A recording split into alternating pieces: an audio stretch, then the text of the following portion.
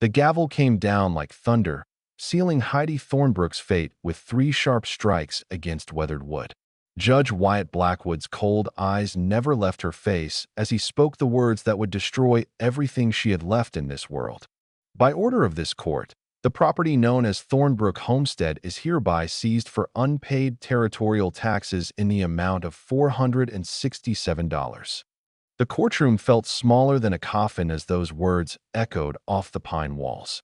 Heidi's hands trembled as she clutched the deed to her land, the ink still fresh from her husband's signature just 3 months before his death. Before we continue, drop a comment below with your country and what time it is right now where you're watching. Whether it's sunrise in Tokyo, midnight in London, afternoon in Brazil, or evening in Australia. I want to know where in the world you are right now. Don't just sit back, tell me. Now let's dive into the story. The papers in Heidi's hands felt like they were burning. She had paid every tax, every fee, every cent the territory had asked for. Her husband Marcus had been careful about such things, keeping records in his neat handwriting inside their wooden chest at home. But Judge Blackwood sat behind his massive desk like a king on his throne, his black robes making him look more like death than justice. The afternoon sun streaming through the courthouse windows cast long shadows across his face, but couldn't hide the cruel smile playing at the corners of his mouth. Your Honor, Heidi's voice cracked like dry leaves. I have the receipts right here. Every payment, every tax we ever owed. We never missed a single one. She held up the small bundle of papers, her proof, her lifeline. But Blackwood barely glanced at them before waving his hand like he was shooing away a fly. Mrs. Thornbrook, the territorial records show clear delinquency. These so-called receipts could be forged by any printer in Denver. This court deals in official documentation only. His voice was smooth as snake oil, practiced and cold. Behind him, Sheriff Coleman nodded like a trained dog, his hand resting on his gun belt as if a grieving widow might suddenly become dangerous. The few people scattered in the courtroom pews watched in uncomfortable silence. Mrs. Calloway from the general store twisted her handkerchief. Old Pete from the livery stable stared at his boots. Nobody would meet Heidi's size. They all knew what was happening here wasn't right. But Judge Blackwood owned this town like he owned the very air they breathed. Furthermore, Blackwood continued, shuffling through papers that Heidi had never seen before. The property will be auctioned tomorrow at noon to recover the debt. Next case. The gavel came down again, final as a gravestone. Heidi felt the world tilt sideways. 22 years of marriage. 22 years of building something with Marcus from nothing but love and determination. The cabin they had raised with their own hands. The well they had dug during that terrible dry summer. The small garden where she still talked to Marcus every morning while she tended the beans and squash. All of it gone with 3 strikes of polished wood against a judge's desk. She stood on shaking legs, her black dress rustling in the sudden quiet. Through the courthouse window, she could see the mountains rising like sleeping giants against the evening sky. Somewhere up there in those peaks and valleys lived the stories people whispered about. Stories of a man who had once worn a badge himself, before the law failed him just like it was failing her now. They called him the Mountain Ghost, though most folks figured he was just another tall tale told around campfires. As Heidi walked toward the courthouse door, her footsteps echoing like gunshots in the silence, she didn't notice the figure watching from the shadows of the pine trees across the street. Warren Flintridge had been tracking Judge Blackwood's corruption for months. But something about the way this woman held her shoulders straight even as her world crumbled made his jaw clench tight as a steel trap. Warren Flintridge had been watching Pine Ridge from the high country for 6 months now, and he had seen enough corruption to fill a graveyard. But watching that widow walk out of the courthouse with her whole life stolen in broad daylight made something ancient and dangerous stir in his chest. He adjusted the brass spyglass he had taken from a dead cavalry officer years ago and focused on Judge Blackwood's window. The man was already counting money, thick rolls of bills that definitely hadn't come from any territorial tax collection. The mountain man knew corruption when he saw it because he had lived it, breathed it, and nearly died from it. 8 years ago, Warren had worn a federal marshal's badge and believed in justice like other men believed in God. That was before Judge Thaddeus Kane in Kansas had framed him for murder, before he had spent 2 years running from bounty hunters, before he learned that sometimes the law was just another word for whoever had the most money and the least conscience. From his perch in the tall pines, Warren could see the whole rotten picture spread out below him like a map of greed. Judge Blackwood's fine house sat on the hill overlooking the town, bigger than any judge's salary could afford. Sheriff Coleman's new horse and fancy saddle told their own story. Even the bank president, a weasel-faced man named Cornelius Finch, had been building additions to his house every few months like he was printing his own money. Warren had been tracking their operation by following the paper trail they thought they had hidden. Families losing their land for mysterious back taxes. Properties being sold at auction to the same group of buyers every time. Mining claims changing hands for pennies on the dollar. It was the same game he had seen played in a dozen frontier towns, but these men had perfected it like a deadly art.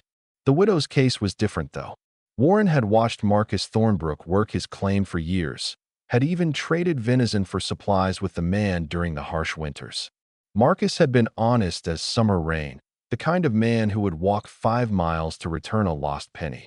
If Marcus Thornbrook owed taxes, then snow fell upward and rivers flowed to the sky. As the sun dropped behind the western peaks, painting the courthouse steps blood red, Warren saw Judge Blackwood finally leave his office.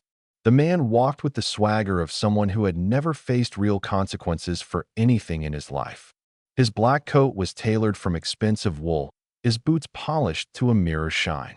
Even his walking stick had a silver handle shaped like a wolf's head, as if he wanted the whole world to know he was a predator. Warren followed the judge's movement through his spyglass, watching as Blackwood stopped to speak with 3 men waiting in the shadows behind the courthouse. One was Sheriff Coleman, his bulk unmistakable even in the growing darkness. The other 2 were strangers, hard-looking men with tied-down guns and the lean, hungry look of professional killers. They were passing money back and forth, and Warren didn't need to hear the conversation to know they were planning something that would make the widow's stolen land look like child's play. The mountain man had learned patience during his years in the wilderness. He had tracked wounded bears for days, waited motionless in freezing streams for hours to catch fish, and spent entire winters in caves smaller than most people's closets. But watching those 4 men plan whatever fresh evil they were cooking up made his trigger finger itch like a healing wound. Warren thought about the widow walking home to her empty cabin, probably sitting at her kitchen table right now staring at those useless receipts and wondering how the world had become such a cruel place. He thought about all the other families who had lost everything to Blackwood's schemes, good people who had worked honest jobs and paid honest debts only to be robbed by the very system that was supposed to protect them. The federal marshal badge was long gone, lost somewhere in a Colorado river during a gunfight with bounty hunters 3 years back. But the oath Warren had taken when he first pinned it on still burned in his chest like a banked fire. To protect and serve. To stand between the innocent and those who would harm them. To be the thin line between civilization and chaos. Judge Blackwood and his conspirators finished their dark business and disappeared into the night like the rats they were. Warren lowered his spyglass and checked the loads in his Colt revolver out of habit. Tomorrow there would be an auction, and a good woman would lose the last thing she had in this world. Unless someone decided that sometimes justice had to come from outside the courthouse, delivered by hands that remembered what right and wrong actually meant. Heidi sat at her kitchen table as the candle burned lower, casting dancing shadows across the receipts spread before her like fallen leaves. Each piece of paper told the story of a life lived honestly. Marcus had taught her to keep records of everything, every penny earned and spent, every tax paid to the territorial government. The government's got a long memory for what you owe them, but a short memory for what you've already paid. He used to say with that crooked smile that made her heart skip even after 20 years of marriage. Her fingers traced the neat handwriting on the receipt dated just 2 months ago. $4.30 for territorial taxes, paid in full to the Pine Ridge office. Marcus had walked 12 miles to town and 12 miles back just to make sure it was recorded properly. The clerk had even signed his initials in the corner, confirming the payment. But Judge Blackwood had looked at that same piece of paper like it was blank as fresh snow. The cabin felt enormous and empty without Marcus. Every creak of the wooden walls, every whistle of wind through the gaps he had promised to fix come spring, every shadow that moved wrong in the corners of her vision. She had thought the loneliness was the hardest part of being a widow. She had been wrong. The hardest part was learning that the world would try to steal everything that reminded her he had ever existed at all. Outside, her horse Ginger nickered softly in the small barn Marcus had built with timber from their own land. 40 acres of pine and meadow, a creek that ran clear and cold even in the driest summers, and soil rich enough to grow anything with enough care and patience. Marcus used to joke that they were land rich and cash poor, but Heidi had never felt poor when she could step outside and see mountains that touched the sky and breathe air that tasted like freedom. Tomorrow at noon, Judge Blackwood would auction that freedom to the highest bidder. Heidi knew she couldn't outbid whoever was really behind this theft. She had $17.43 to her name, barely enough to buy supplies for a month, let alone purchase her own land back from thieves wearing legal robes. The worst part was the knowing. Sitting in that courtroom, watching Judge Blackwood's cold smile, seeing Sheriff Coleman's hand rest on his gun like she might suddenly become dangerous. They had done this before. She wasn't the first widow to lose everything to their schemes, and she wouldn't be the last. Pine Ridge was full of families who had arrived with dreams and left with nothing but the clothes on their backs and stories nobody wanted to hear. Heidi remembered Sarah Millbrook, whose husband had died in a logging accident last spring. Sarah had lost her cabin and 10 acres to back taxes that appeared out of nowhere like morning frost. She remembered the Kowalski family, Polish immigrants who had saved for 3 years to buy their small farm, gone in a single court session for permit fees nobody had ever heard of before. Even old Tom Gearhart, who had served in the war and earned his land through military service, had been forced out by legal papers thick as a Bible and twice as confusing. Each time, Judge Blackwood had worn the same expression: bored, slightly annoyed, like he was being forced to step on ants when he had better things to do with his time. And each time, the same group of buyers had appeared at the auctions. Men in expensive suits who never gave their real names and paid in gold coins that caught the light like tiny suns. The candle flame flickered as a cold wind found its way through the cabin walls. Heidi pulled her shawl tighter around her shoulders and stared at the wedding photograph on the mantel. Marcus looked so young in his Sunday clothes, his hair slicked down with bare grease and his eyes bright with plans for their future together. She had been 19 then, convinced that love and hard work could overcome anything the world threw at them. Maybe that girl had been foolish, but she had also been brave. Brave enough to leave everything she knew in Ohio and travel west with a man who owned nothing but a wagon, 2 horses, and a dream of building something lasting. Brave enough to learn to shoot, to preserve food, to deliver calves and mend fences, and do 100 other things that proper ladies back east never had to think about. That same girl lived somewhere inside the woman sitting at this table, and she was starting to get angry. Not the helpless, desperate anger that made people do stupid things, but the cold, calculating anger that made people do necessary things. Judge Blackwood and his friends thought they could steal her life because she was just a widow, alone and defenseless. They thought wrong. Heidi blew out the candle and sat in the darkness, listening to the night sounds of her mountains. Somewhere out there in those peaks and valleys, people told stories about a man who had once enforced the law until the law betrayed him. They said he lived like a ghost in the high country now, appearing when justice was needed and vanishing like morning mist when the work was done. Most folks figured it was just campfire talk, stories to make children behave and give grown-ups hope that somebody was still fighting for what was right. But as Heidi sat in her empty cabin, surrounded by proof that meant nothing and memories that meant everything, she found herself hoping those stories were true. The auction was a sham from the first word that left the auctioneer's mouth. Heidi stood in the crowd of maybe 30 people, watching her life get sold to the highest bidder like cattle at market. The auctioneer, a thin man with nervous eyes named Ezra Polk, kept glancing at Judge Blackwood for approval before calling out each bid. The whole performance was as fake as a $3 bill, but nobody in that crowd had the courage to call it what it was. Do I hear $100 for this fine 40-acre homestead with cabin, barn, and water rights? Polk's voice cracked like a teenager asking a girl to dance. Before Heidi could even raise her hand, a man in an expensive gray suit called out, 100, from the back of the crowd. She had never seen him before in her life, but he was bidding on her home like he had been planning it for months. 150, Heidi called out, her voice carrying further than she expected. Every head in the crowd turned to look at her, and she felt her cheeks burn red. The man in the gray suit smiled like a wolf that had just spotted a lost lamb. He didn't even hesitate before calling out, $300. $300. Heidi's heart sank like a stone thrown in deep water. She had hoped, foolishly perhaps, that she might be able to scrape together enough to at least make the thieves work for their prize. But $300 was more money than most people in Pine Ridge saw in 2 years of honest work. She opened her mouth to bid again anyway, stubborn pride making her want to fight even when the fight was already lost. $500. The voice came from somewhere in the crowd, calm and steady as mountain stone.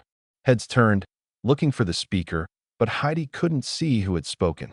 The man in the gray suit's confident smile flickered for just a moment. He glanced toward Judge Blackwood, who had gone very still on the courthouse steps. "Did I hear 500? Polk asked, his voice climbing higher with nerves. "Yes, 500 from the gentleman in the back." "Do I hear 600? The gray suit man looked like someone had just slapped him across the face with a wet fish. He turned around, scanning the crowd, but whoever had bid 500 was keeping quiet and staying hidden. Judge Blackwood stepped forward, his black robes making him look like a crow that smelled something dead.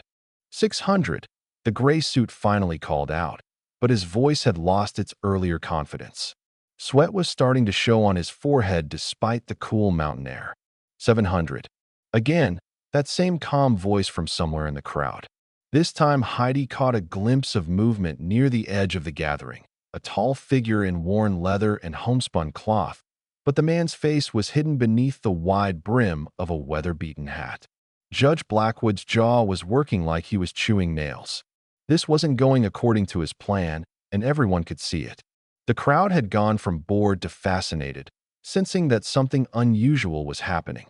Even Sheriff Coleman had straightened up and was scanning the faces around him like he expected trouble. 800. The gray suit man's bid came out like a bark of desperation.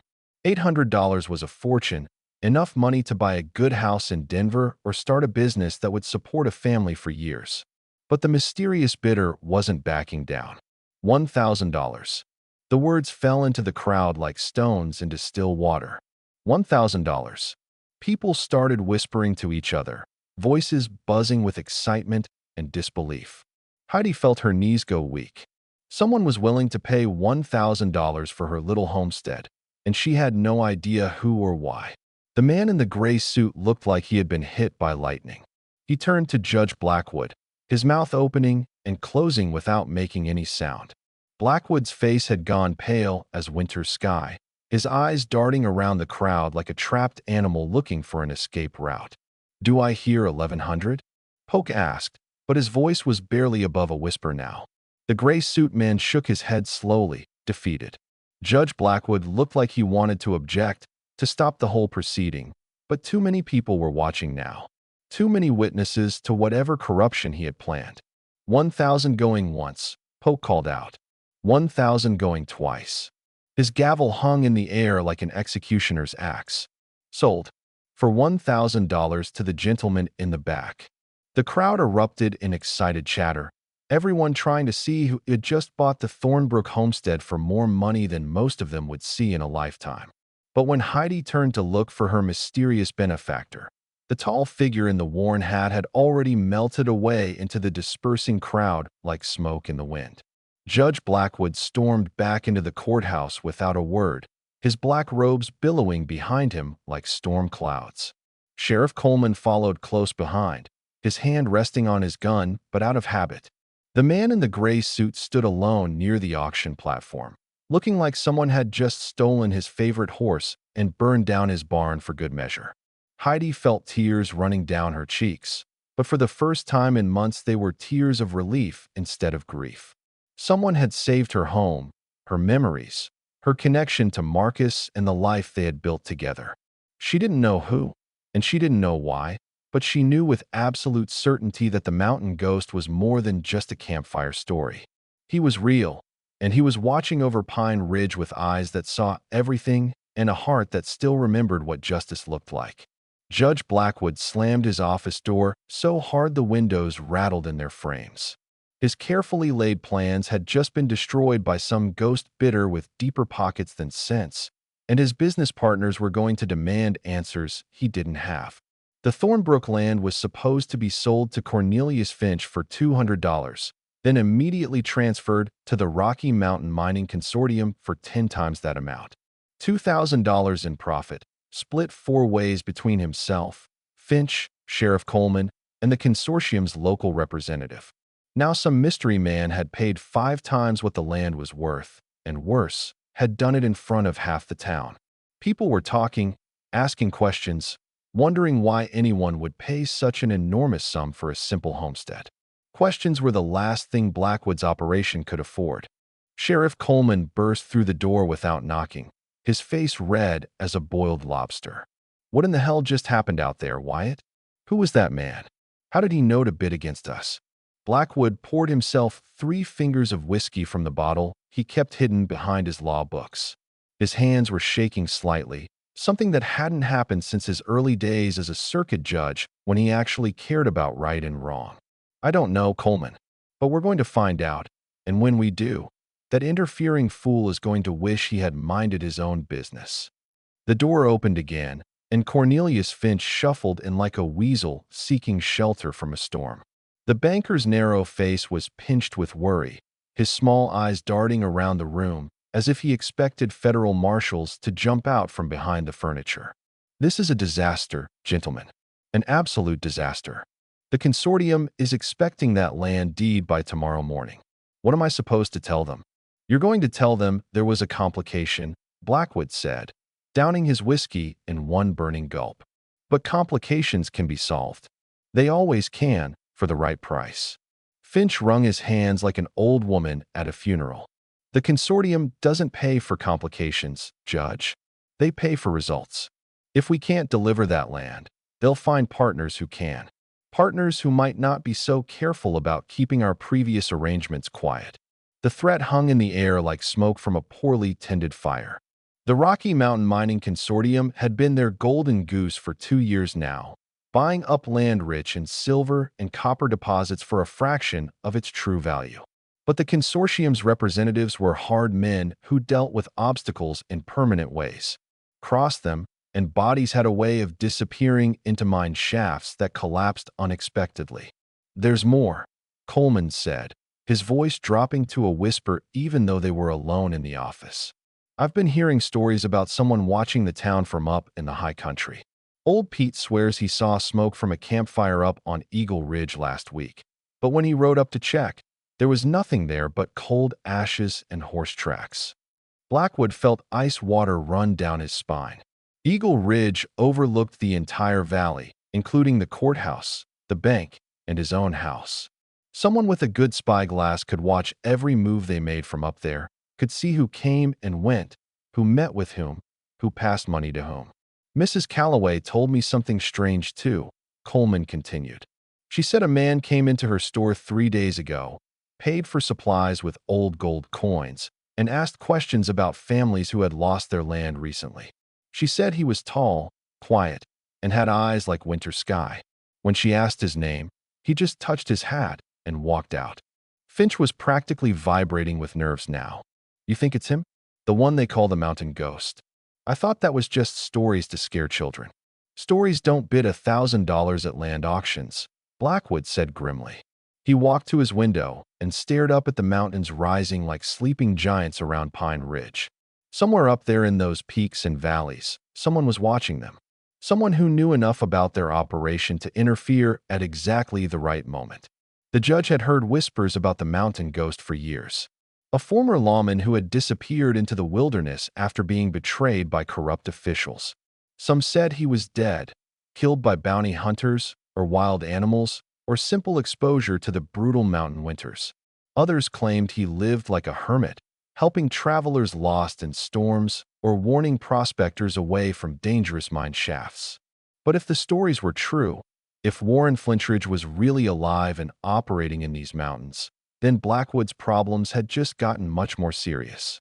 A man who had once worn a federal marshal's badge would know how to investigate, how to gather evidence, how to build a case that could bring down their entire operation.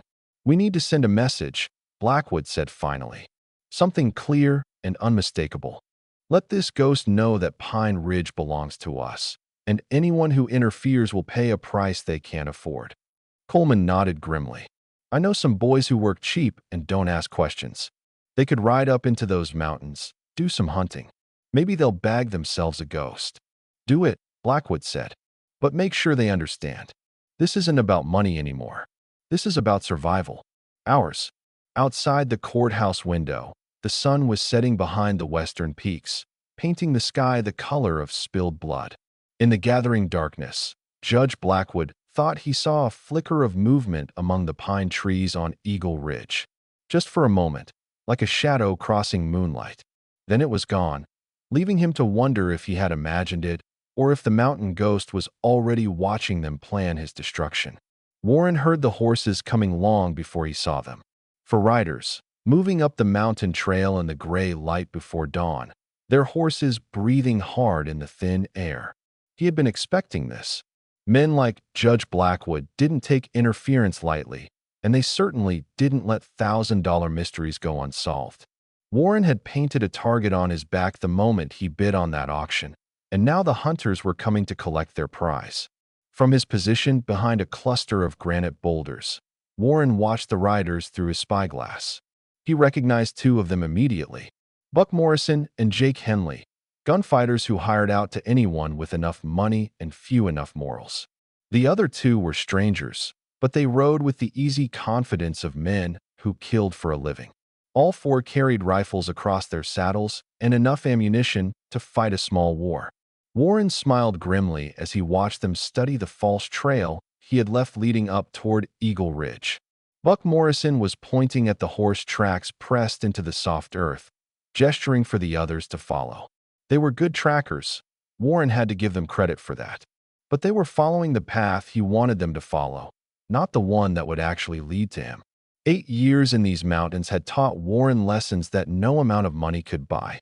He knew every deer path, every hidden spring, every cave that could shelter a man from winter storms or summer heat.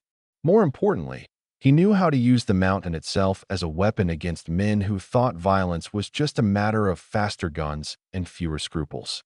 The riders disappeared around a bend in the trail, following Warren's false tracks toward a box canyon that would trap them like fish in a barrel.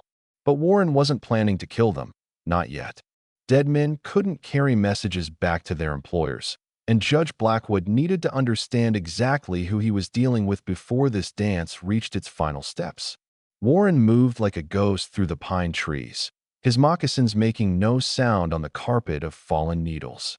He had learned to walk silently from a Cheyenne scout named Running Bear, back when Warren still believed that federal marshals and Indian guides could work together to bring law to the frontier. Before he learned that some white men would betray anyone, even their own partners, if the price was right. The memory of Running Bear's death still burned in Warren's chest like swallowed coals. Shot in the back by bounty hunters while Warren was testifying in Judge Kane's courtroom. Framed for a murder he didn't commit by evidence that materialized out of thin air.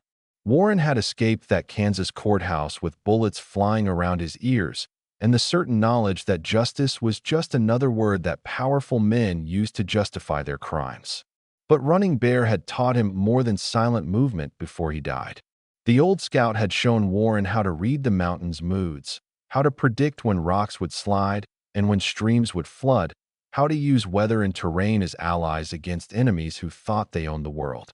Those lessons were about to save Warren's life and deliver a message that Judge Blackwood would never forget.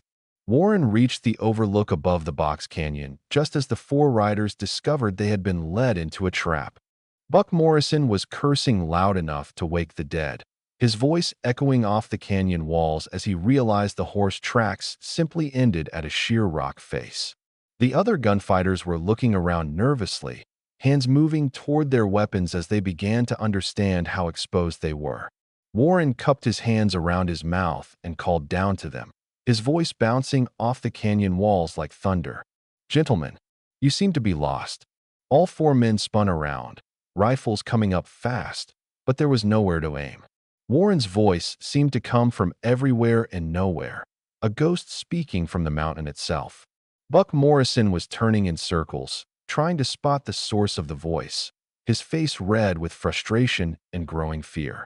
"Judge Blackwood sent you boys to hunt a ghost," Warren continued, his words rolling down the canyon like an avalanche. "But ghosts don't hunt the same way living men do. Ghosts know things. Like how Buck Morrison has a warrant out for his murder in 3 states.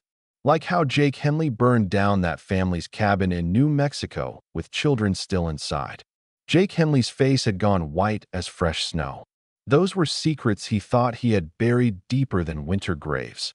But Warren had spent 2 years learning everything there was to know about the men who sold their guns to corrupt officials.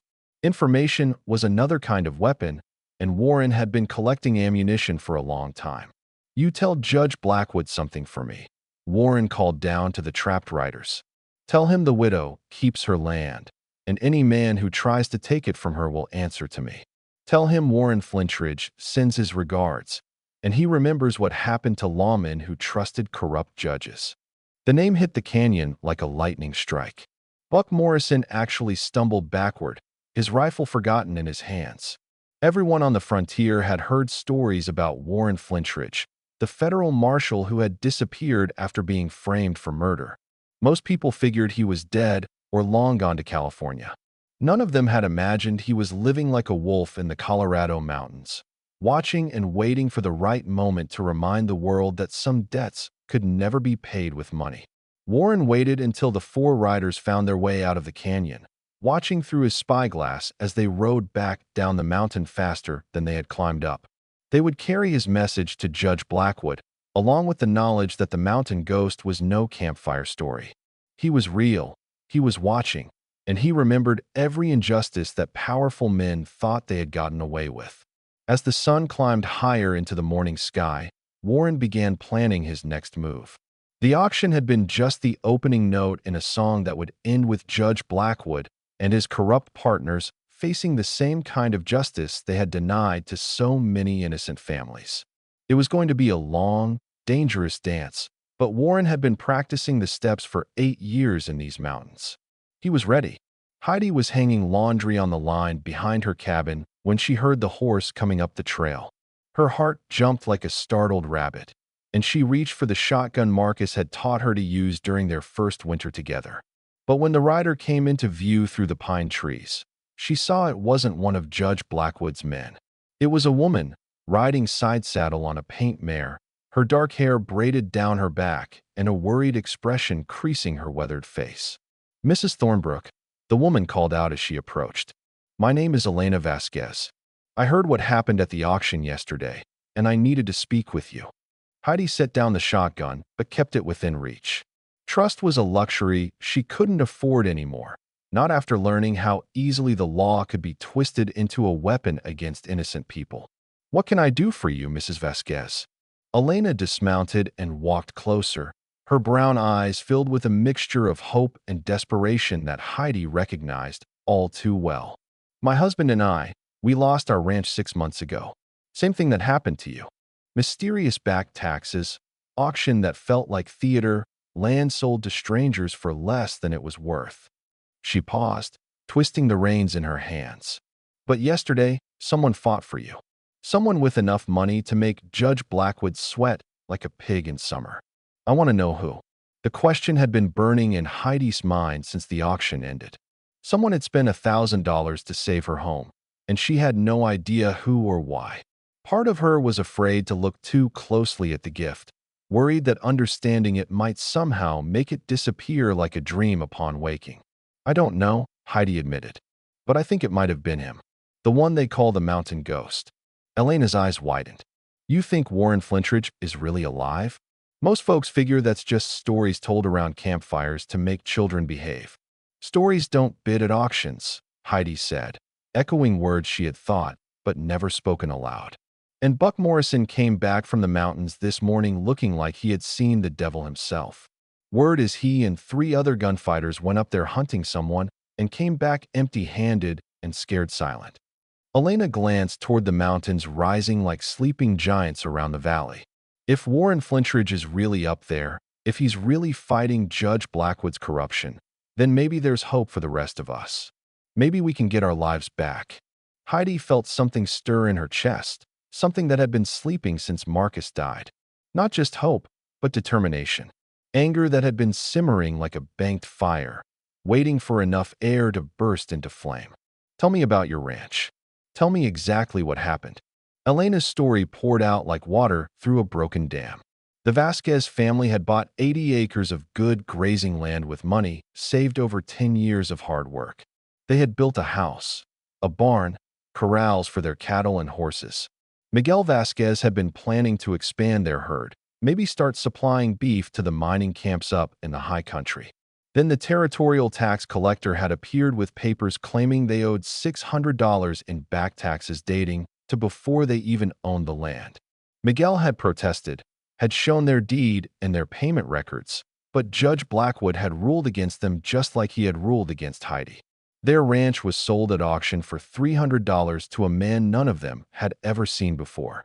The worst part, Elena said, tears starting to flow down her weathered cheeks, was watching our children's faces when we had to load everything into our wagon and leave. Our youngest, Sophia, kept asking when we were going home. She didn't understand that home didn't belong to us anymore. Heidi reached out and took Elena's hands in hers.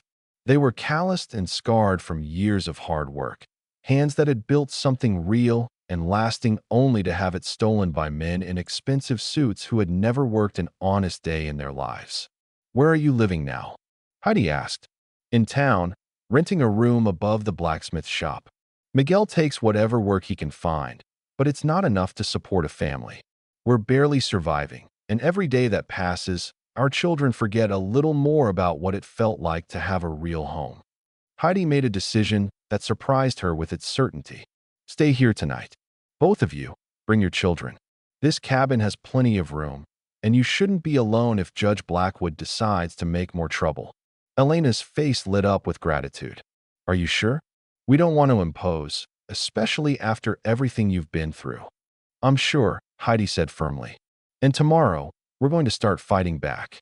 Not just hoping someone else will save us, but fighting for ourselves and for every other family they've robbed. As if summoned by her words, a slight breeze stirred the pine trees around the cabin, carrying the scent of mountain snow and wildflowers. Somewhere up in those peaks, Heidi knew, Warren Flintridge was watching and planning. But she was done waiting for rescue. It was time to remind Judge Blackwood and his corrupt friends that frontier women knew how to fight for what was theirs. That evening, as Elena rode back to town to collect her family, Heidi stood on her porch watching the sun set behind the mountains. For the first time since Marcus died, she felt like she wasn't alone in the world. Tomorrow would bring new challenges, new dangers, but it would also bring the chance to stand up and fight back against the men who thought they could steal everything she had ever cared about. In the gathering darkness, she thought she saw a flicker of firelight high up on Eagle Ridge, just for a moment before it disappeared. The mountain ghost was up there, she was certain of it now. And somehow, that knowledge made her feel braver than she had in months. Warren watched the widow's cabin through his spyglass as Elena Vasquez arrived with her family just after sunset. 3 children climbed down from their wagon, wide-eyed and excited to be staying somewhere that felt like a real home again. The youngest, a girl who couldn't be more than 6 years old, ran straight to the porch where Heidi was waiting with arms open wide.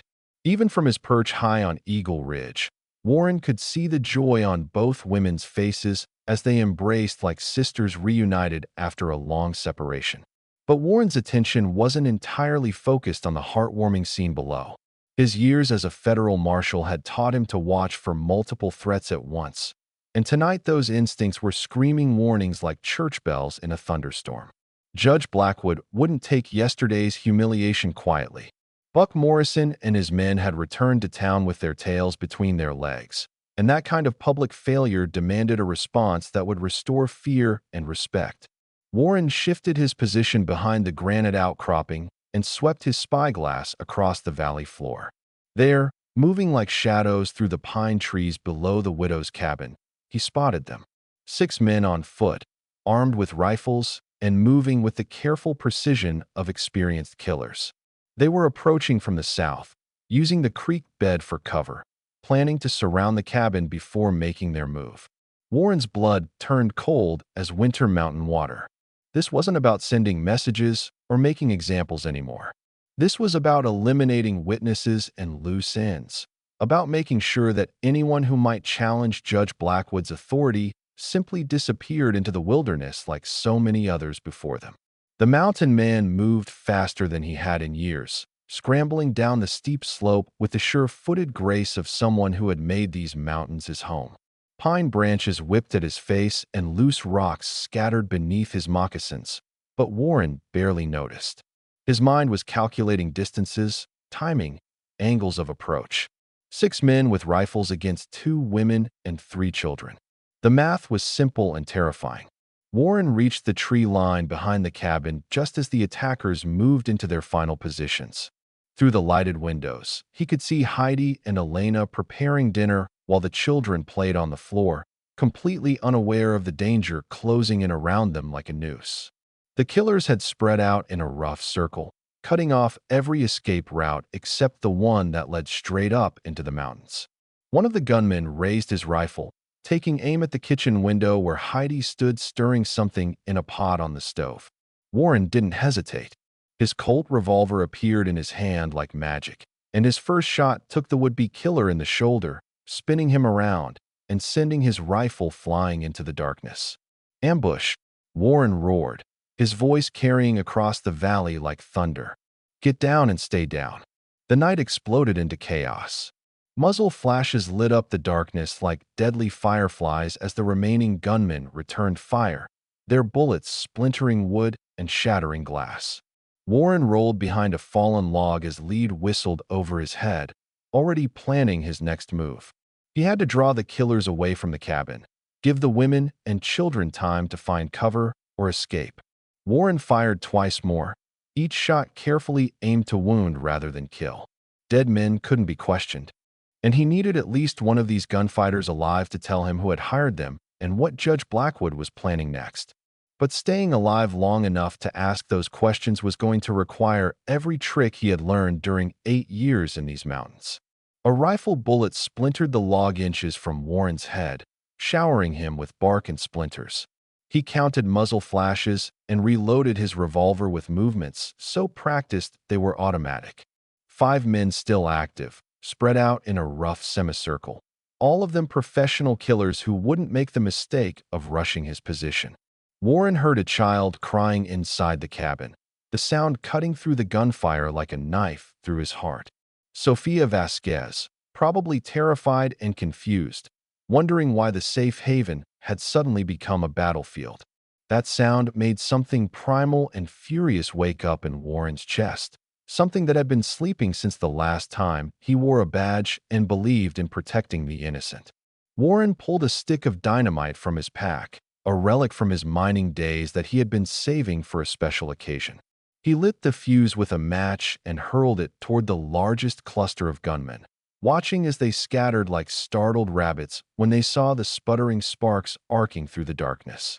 The explosion lit up the night like a miniature sun, the concussion knocking 2 of the killers to the ground and sending the others stumbling backward in confusion. Warren used the chaos to advance, moving from tree to tree with deadly purpose, his revolver speaking 6 times in rapid succession. When the echoes of gunfire finally faded into the mountain silence, 4 men lay groaning in the pine needles while 2 others had disappeared into the forest, wounded and demoralized. Warren approached the survivors with his gun drawn, his face a mask of cold fury that would have made devils step aside.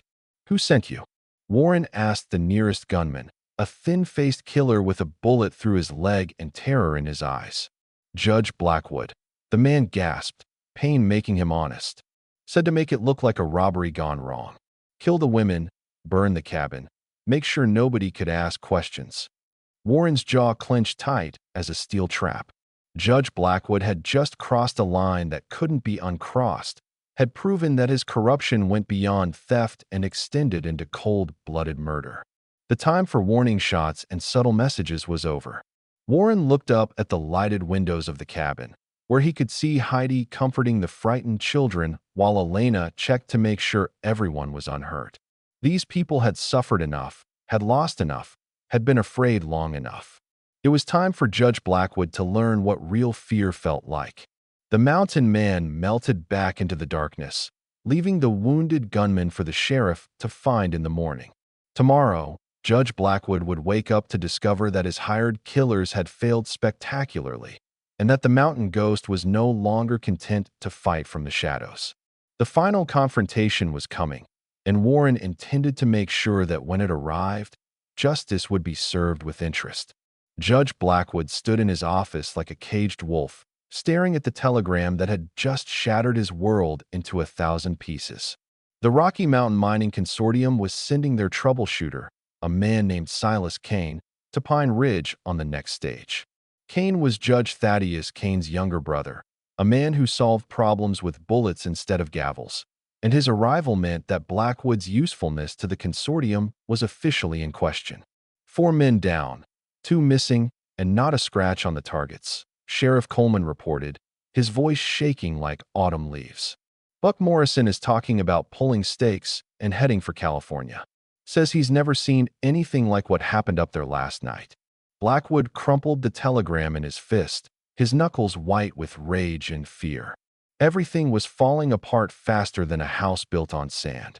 The widow should have been dead by now, burned to ashes in her cabin along with any evidence of their corruption. Instead, she was very much alive and probably talking to anyone who would listen about Judge Blackwood's attempts to steal her land. "There's more," Coleman continued reluctantly. "People in town are asking questions. Why did someone pay $1,000 for that homestead? Why did gunmen attack it the very next night? Mrs. Calloway is telling everyone who'll listen that something strange is happening, and folks are starting to believe her." The judge poured himself a whiskey with shaking hands, his mind racing through options that were shrinking by the hour. He could try to frame the attack as a random robbery, but too many people had heard the gunshots and seen the aftermath. He could attempt to have Warren Flintridge arrested, but that would require admitting the mountain ghost was real and operating in his territory, which would make him look weak and incompetent to the consortium. "Judge," Coleman said quietly, "maybe it's time to cut our losses. Take what money we've made and disappear before Silas Kane arrives. I hear Oregon Territory is still looking for lawmen.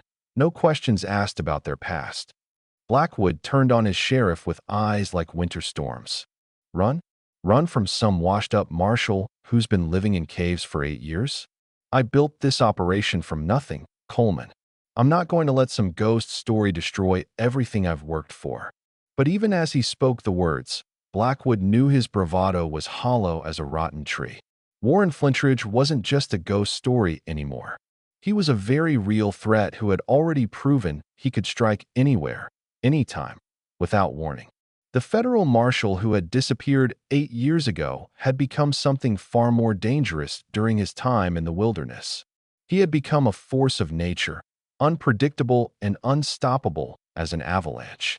The office door burst open without a knock, and Cornelius Finch stumbled in like a man fleeing from demons. The banker's narrow face was pale as winter snow, his small eyes wide with terror. "Judge, we have a problem. A big problem." "What now?" Blackwood snapped, his patience worn thinner than morning frost. "Someone broke into the bank last night," Finch whispered, glancing around as if Warren Flintridge might be hiding behind the furniture. "They didn't take any money, but they opened the safe and photographed every document inside. Every deed, every transfer, every record of our arrangements with the consortium." The whiskey glass slipped from Blackwood's nerveless fingers and shattered on the floor, amber liquid spreading like spilled blood. Every document, every piece of evidence that could prove their guilt, send them to federal prison, or worse, get them killed by the consortium for exposing their operation. How? Coleman asked, his voice barely above a whisper. That safe is supposed to be impossible to crack. Whoever did it knew the combination, Finch said, wringing his hands like an old woman at a funeral. Opened it clean as you please, no damage to the lock or the mechanism. Only 3 people in the world know that combination. You, me, and Judge Kane gave it to me when I first started working with the consortium, Blackwood finished, the horrible truth settling on him like a lead blanket. Warren Flintridge hadn't just been investigating their operation. He had been inside it from the beginning, using his knowledge of Judge Kane's methods to predict and counter every move they made. The sound of horses approaching at a gallop made all 3 men freeze like deer sensing wolves. Through the office window, Blackwood could see a cloud of dust rising from the main road, moving fast toward the courthouse. Too fast for a casual rider, too urgent for good news. That'll be the stage from Denver, Coleman said grimly. Silas Kane's arrived early. Blackwood felt his world tilt sideways as he watched the stagecoach thunder into town, dust swirling around its wheels like a miniature tornado. Silas Kane would want answers, explanations, solutions.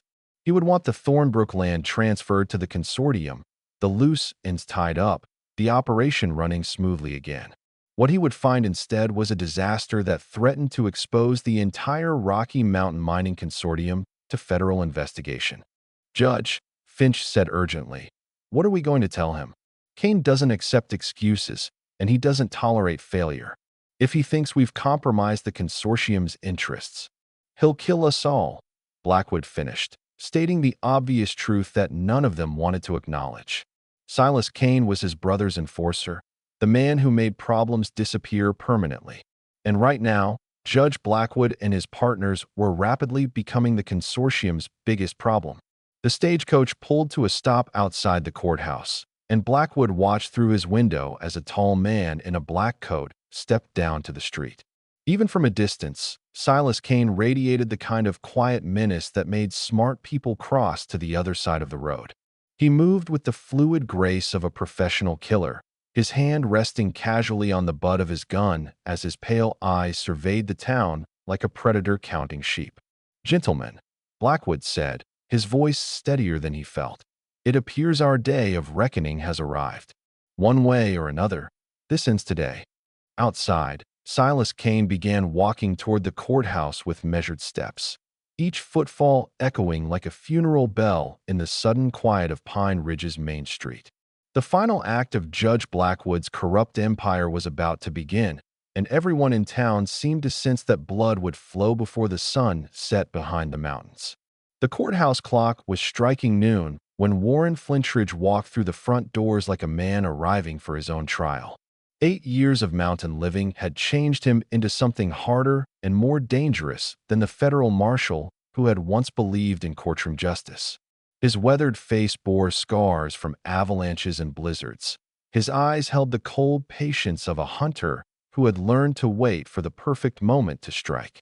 The Colt revolver on his hip looked like it had been used recently and often. Every conversation in the packed courtroom died as Warren took his place at the back of the room. Judge Blackwood sat frozen behind his bench, his face pale as winter snow, while Silas Kane turned in his seat to study the man who had just walked into their carefully planned meeting. Sheriff Coleman's hand moved toward his gun, then stopped when he met Warren's steady gaze and remembered what had happened to the last men who tried to draw on the mountain ghost. Your Honor, Warren said, his voice carrying easily through the silent courtroom, I believe you have some business to conduct regarding the Thornbrook property. I'm here to make sure it's conducted properly this time. Silas Kane rose from his seat like a snake uncoiling, his pale eyes never leaving Warren's face. Mr. Flintridge, I presume? My brother spoke of you often before his unfortunate accident. He always regretted how things ended between you. Judge Kane died in a federal prison, convicted of corruption and murder, Warren replied calmly. The only thing unfortunate about it was that it took 2 years to prove what everyone already knew. He was a disgrace to the bench and a shame to the law. Kane's jaw tightened at the insult, but he kept his voice level. I'm here representing certain business interests that have already invested heavily in this territory. Interests that don't appreciate interference from washed-up lawmen with delusions of righteousness. Warren smiled, and the expression made Sheriff Coleman take an involuntary step backward. Those business interests are about to lose their investment, Kane, along with their local partners. He reached into his coat and pulled out a thick manila envelope. Federal marshals from Denver will be here tomorrow morning with warrants for Judge Blackwood, Sheriff Coleman, and banker Cornelius Finch. Charges include conspiracy, fraud, theft of federal lands, and attempted murder. The envelope hit Judge Blackwood's desk like a thunderclap. Photographs spilled out across the polished wood, showing every document from Finch's safe, every forged deed, every fraudulent tax assessment, every piece of evidence needed to destroy their operation completely. Blackwood stared at the photos like a man watching his own execution. You see, Warren continued conversationally, spending 8 years in the wilderness teaches you patience. Teaches you to watch and wait and gather evidence before you strike. I've been building this case against your operation for 2 years, gentlemen. Every family you robbed, every acre you stole, every dollar you transferred to the Rocky Mountain Mining Consortium. It's all documented now. Silas Kane's hand dropped to his gun, but Warren was ready for him. The mountain man's Colt appeared in his hand faster than thought, the barrel steady as granite as it pointed at Kane's chest. I wouldn't recommend it. I've had 8 years to practice, and I haven't missed a shot that mattered in longer than you've been alive. The courtroom held its breath as the two men faced each other across 20 feet of tense silence. Kane was fast. Warren could see it in the way he stood, the way his fingers hovered near his weapon. But speed meant nothing without judgment, and Kane's judgment was clouded by anger and desperation. You're making a mistake, Flintridge, Kane said through gritted teeth. The consortium has resources you can't imagine. Money, influence, men who make me look like a Sunday school teacher. Kill me, and they'll send 10 more to take my place. Maybe, Warren agreed. But they'll have to find new local partners first. And they'll have to operate under federal scrutiny, since all their business records are now in the hands of the territorial prosecutor. Somehow, I don't think the consortium will find this territory quite as profitable as they hoped. Judge Blackwood finally found his voice, though it came out as little more than a croak. What do you want, Flintridge? Money? A cut of the profits? Name your price.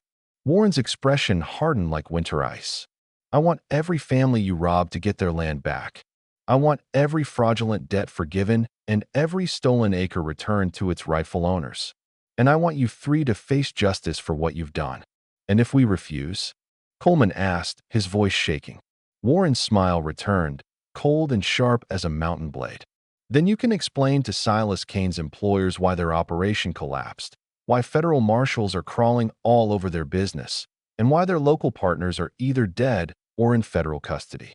I imagine that conversation won't go well for anyone involved. The truth of Warren's words settled over the courtroom like a burial shroud.